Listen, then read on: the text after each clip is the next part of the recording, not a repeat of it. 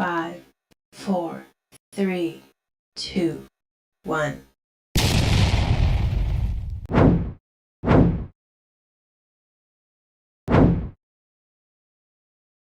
Assalamualaikum warahmatullahi wabarakatuh. Puji syukur kepada Allah Subhanahu wa taala. Salawat dan salam pada baginda Rasulullah Muhammad SAW. Selamat pagi teman-teman semua. Perkenalkan, nama saya Ilham Syahputra. Saya dari Prodi Hukum Ekonomi Syariah Unit 1. Hari ini saya akan membedah lebih dalam mengenai dasar keuangan Islam. Kita akan melihat bagaimana sistem ini berdiri kokoh di atas fondasi filosofi ketauhidan, ditopang oleh sumber hukum yang kuat, serta dijalankan melalui pilar transaksi yang berkeadilan. Mari kita mulai.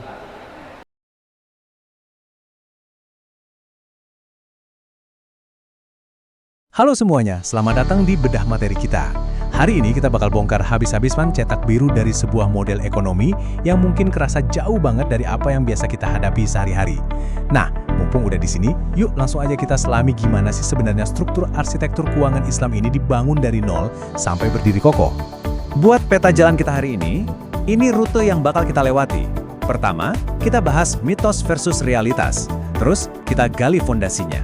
Bangun pilar berbagai risiko, awas ada triad destruktif, lanjut melihat ekosistem paripurna, dan terakhir, gimana kita bisa melangkah melampaui sekedar label kosmetik. Oke, kita masuk ke bagian pertama, mitos versus realitas. Mari kita runtuhkan dulu kesalahpahaman ini. Kalau kita cuma asal nempel stiker baru di bank konvensional, itu pendekatan yang superficial banget. Ibarat cuma makeup aja, nggak ngerubah apa-apa di dalamnya. Padahal, realitasnya, sistem ini punya akar filosofis yang nancep dalam banget ke tanah. Dengan pilar-pilar yang beroperasi di atas fondasi yang secara fundamental sangat amat berbeda.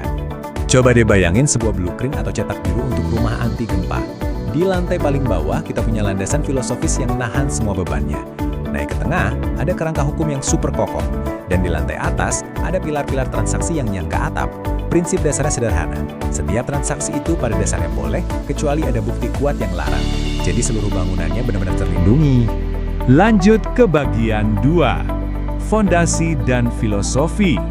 Akar kepercayaan. Di titik paling dasar banget, kita ketemu konsep yang namanya khalifah fi al-ard. Gini gampangnya, kita, manusia ini, pada dasarnya bukan pemilik mutlak dari harta, properti, atau modal yang kita punya. Pemilik aslinya, ya sang pencipta. Kita ini cuma dititipin, cuma jadi pengelola yang megang amanah sementara. Makanya, kebebasan finansial kita tuh nggak bisa seenaknya. Ada pagar moral yang jagain kita. Dari pemahaman kepemilikan tadi, kita diarahkan ke maqasid syariah. Aturan-aturan di sini tuh bukan buat ngekang kita, sama sekali bukan. Tujuan utamanya murni buat perlindungan. Seluruh desainnya benar-benar dipikirin buat mewujudkan kebaikan buat publik dan, yang gak kalah penting, mencegah kerusakan di tengah masyarakat. Dan sistem perlindungan ini muter ngejaga 5 hal esensial: agama, jiwa, akal, keturunan, dan harta.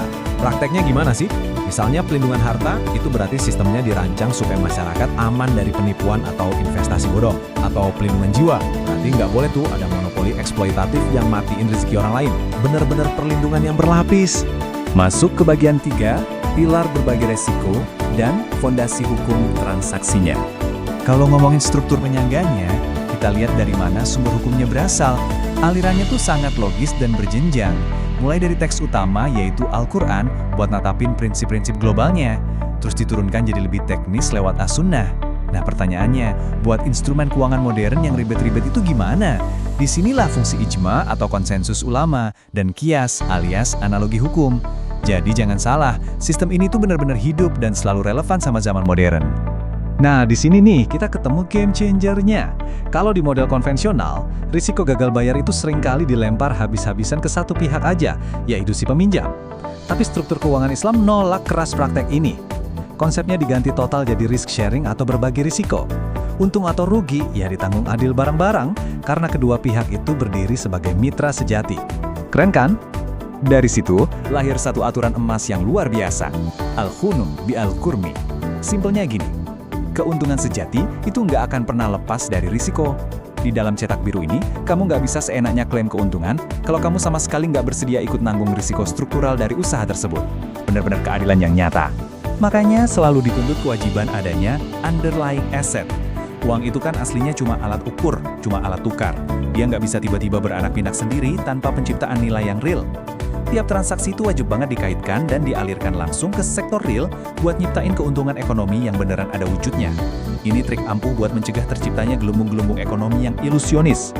Bagian 4, triad destruktif, bahaya struktural yang harus banget kita hindari. Ada 3 kelemahan struktural fatal di sini. Riba, ghorar, dan maisir. Riba itu ibarat ngambil tambahan seenaknya tanpa ambil resiko. Ujung-ujungnya cuma eksploitasi. Kalau ghorar, itu ketidakpastian atau manipulasi. Bayangin aja kamu mau beli ikan, tapi ikannya masih asyik berenang di laut. Nggak jelas kan barangnya? Dan maisir, ini segala bentuk spekulasi murni atau perjudian zero sum, yang sama sekali nggak ngasih nilai ekonomi apapun. Ketiga hal ini tuh, ibarat bom waktu. Makanya, dilarang keras. Kenapa? Karena mereka berpotensi besar memicu ketidakadilan, ngeksploitasi pihak yang lebih lemah, dan bikin uang itu mutus dari sektor real. Memasukkan elemen-elemen ini ke dalam sistem sama aja dengan mengundang keruntuhan sistemik secara perlahan. Lanjut ke bagian 5, ekosistem paripurna.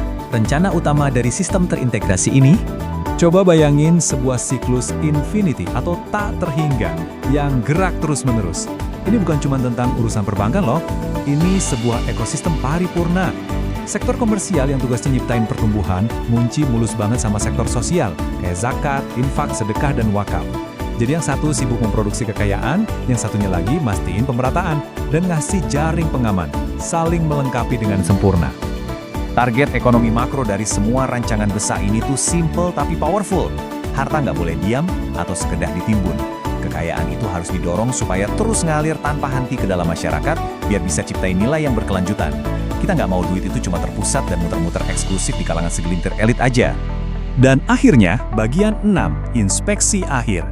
Tanggung jawab kita buat melampaui label kosmetik. Nah, ini tanggung jawab kita bareng-bareng. Buat institusi keuangan, mereka punya kewajiban mutlak buat hindari trik-trik hukum yang curang. Jangan cuma niru gaya konvensional, tapi harus pastiin syariahnya murni sampai ke level operasional. Tapi di sisi lain, kita sebagai masyarakat juga ditantang buat level up. Kita harus naikin literasi kita, kritis, dan berani nuntut kepatuhan esensial itu.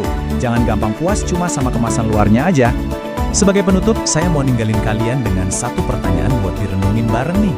Setelah melihat seluruh cetak biru yang udah kita bedah bareng-bareng hari ini, tanyain ke diri sendiri, apakah aktivitas dan pilihan finansial kita selama ini murni cuma buat ngejar materi yang nggak ada habisnya? Atau, jangan-jangan kita udah siap nih pakai panduan ini buat bener-bener ngebangun falah, yaitu kesejahteraan dan harmoni yang sejati. Nggak cuma sukses di dunia, tapi juga aman sampai di akhirat nanti. Terima kasih banyak udah gabung di bedah materi kali ini, teruslah belajar, dan sampai jumpa di pembahasan seru berikutnya.